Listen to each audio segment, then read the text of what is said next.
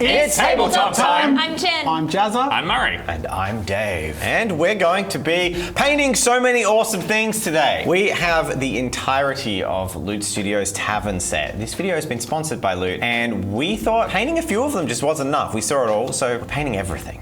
We're picking our characters in this video that the three of you are going to be playing in a D&D massive full-day adventure that we're going to be filming. If you'd like to watch the roleplay session, come check us out on Tabletop Time Roleplay. Well, the big question is, where do we start with something like this? Because we're doing all of it. I think we start with the 3D models. All right, Jen, I'm going to get you to pick your hero for our D&D game. Okay. Oh, that's, yeah, okay. Oh, the normal!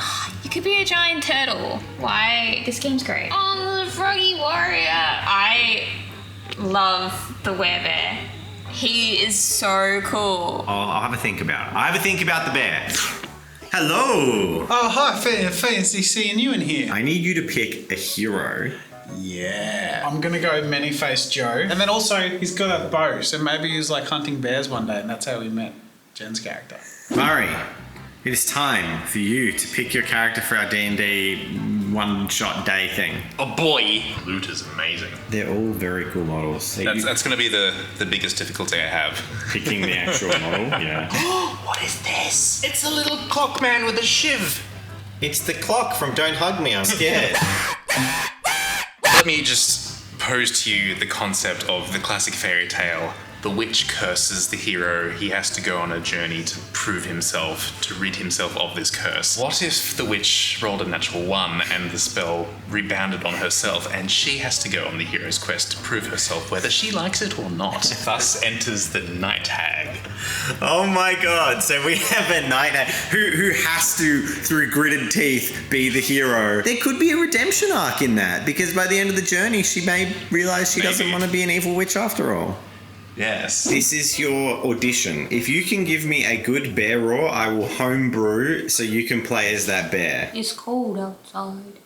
I'm going on a mission with my friends.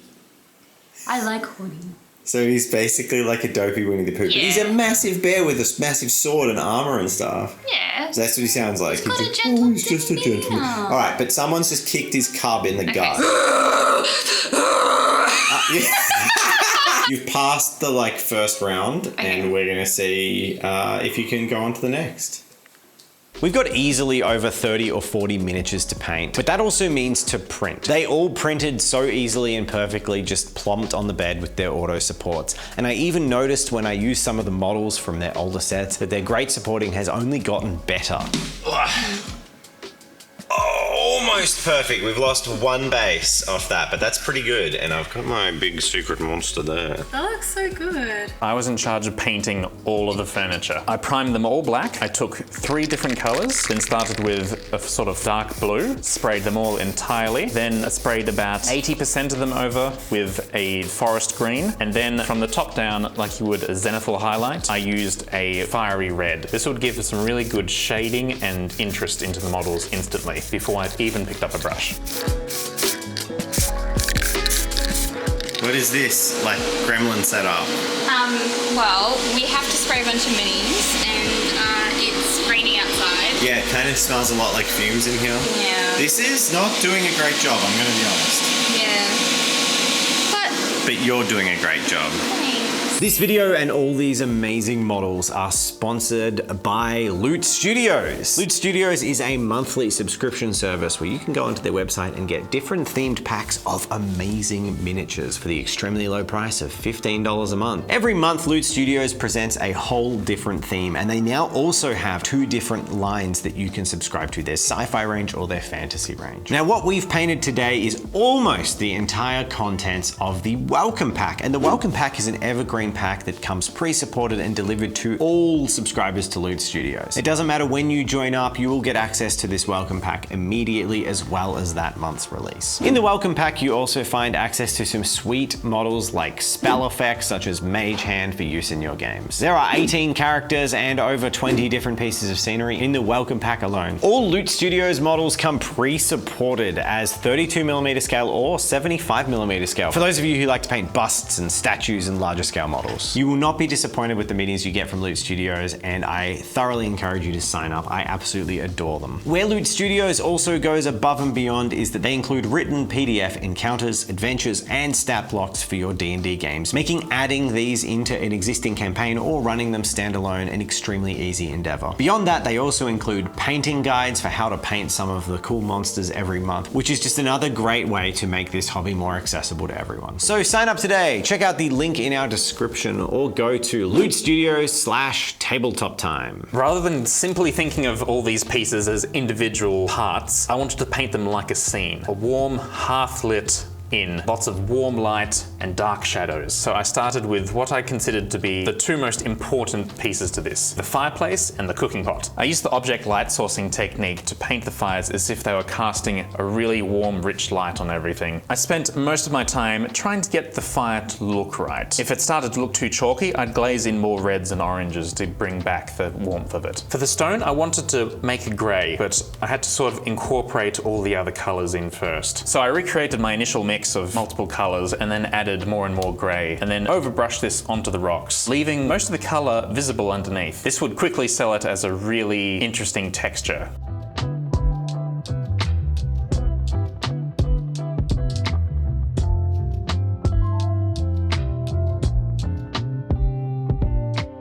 With that all done, it was on to the major part of this, which was all the wood. Nearly every component here features wood. I selected two colors, a mid-tone and then a highlight. For the mid-tone, I simply went over with an overbrush, allowing all of the high quality textures to just pick up the paint and show the grain. If anything spilled, it just added more character to the wood. For the highlights, it was just important to hit the edges as you would normal line highlighting around a model. Moving on to the metal and silver, again, I chose a mid-tone and a highlight, simply a dark cold gray, and then an almost wolfen light grey. Would that be Vallejo's wolf grey? An almost wolfen light grey. Vallejo's wolf grey.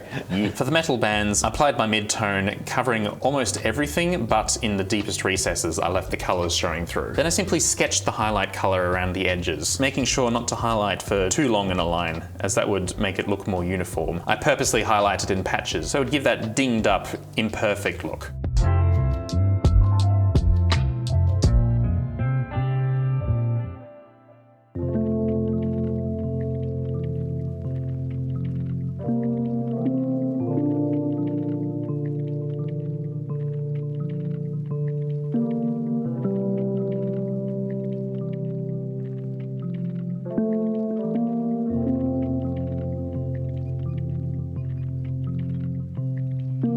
Since it worked so well with the furniture, I decided to prime the characters the exact same way. Rather than painting every single detail as you usually would on a miniature, I wanted to really focus on their silhouette and character. The 3-color priming I used would form the basis of all the shadows on each model, and I would simply work up in highlights.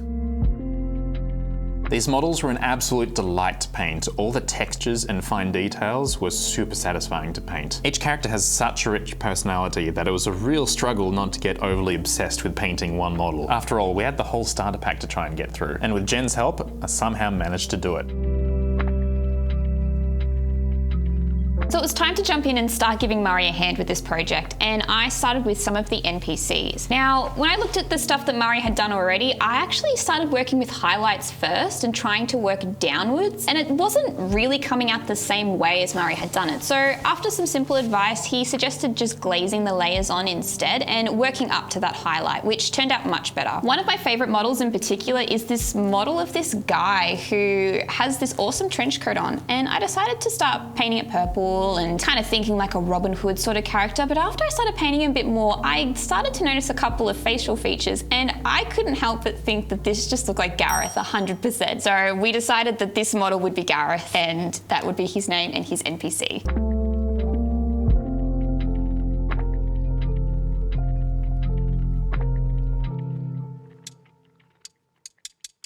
To finish off the encounter, I had an exciting little unique model. Now, a cool note with Loot Studios releases is they actually come with PDFs, and some of their custom monsters have completely unique stat blocks. So I was excited to use this little Diggerbot to introduce the players to the boss. I really like the idea of roughly stippling and using a lot of slime and grime weather effects and making this Diggerbot look like he fit into the sewers, focusing on using some dull green grays to sort of give that sickly appearance but keep it toned down. I had some fun rusting up the Minotaur's axe and bringing the small elements of steel and jewelry to a bit of a highlight on him before I could sit back and say the models were finished.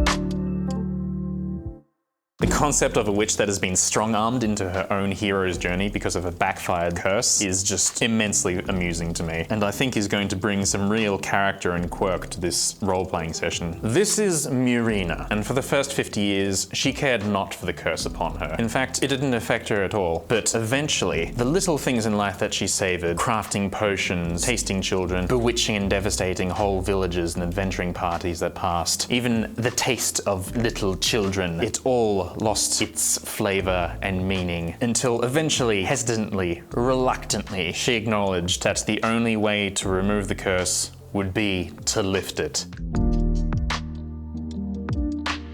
So I want you all to meet Hops. He is a pretty well-traveled bear. He wanted to become an adventurer a long time ago. Then I took an arrow in the knee. But he met the love of his life. Her name is Dandelion and she was a circus bear. And they settled down and had couplings of their own. And he never wanted to stop adventuring. That was his passion. But his other passion was also to open a brewery of his own. His little town didn't have the best beer and the best mead, and he thought he could absolutely do better. So his journey is to go and find the best honey mead that he can throughout the land. So now with his children fully grown, it's kind of time for him to have his midlife crisis. So Dandelion, his wife, has said, you can go on one last adventure, but after that, we really do have to settle down because your bare bones are getting a bit old, so. I love him so much. Then you have to help me with the retaining wall. Painting for a purpose adds so much more fun to the process. Knowing I'm going to play this character had me thinking about who he is, what he does, which is why I sculpted on a little beard. I came up with this story that he's like the anti-adventurer who used to be the typical like cliche adventurer, but maybe he really disappointed his family back home because he was always off adventuring. Maybe he a few too many people died because he misadventured. I don't know. It's also worth mentioning that through this process I had seen Jen and Murray's characters who are pretty outlandish, and I thought taking the anti-adventurer stance and being way more gruff and I guess playing the straight man to their more out there characters would be a fun way to balance and add contrast to our roleplay as well as our models.